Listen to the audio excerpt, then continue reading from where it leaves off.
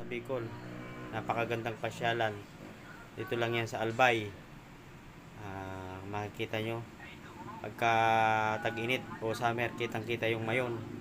Yan, napakita ko sa inyo ang video at upang inyong puntahan. Dinadayo ito ng mga turista at marami rin mga taong punta dito.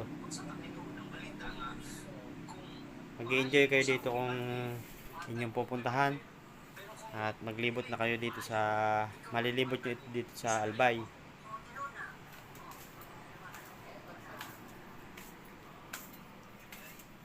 Lalo na kung ito'y tumutuga. Yan o.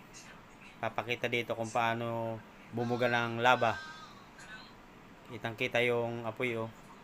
Kaya pagka bumuga ng apoy yan, ingat na lang tayo mga kababayan. Kasi delikado. Nakakatakot. Yan. Ito naman sa Legazpi. Bayan ng Legazpi ito. Itong daan na ito.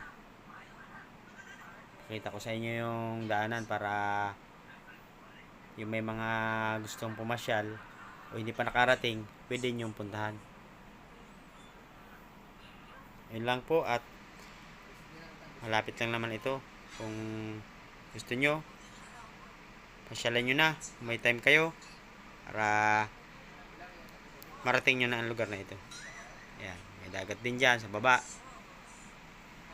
Paganda yan. Pwede kayo mag-swimming o mag-outing, family outing, sama yung pamilya para enjoy, happy. Yun lang po.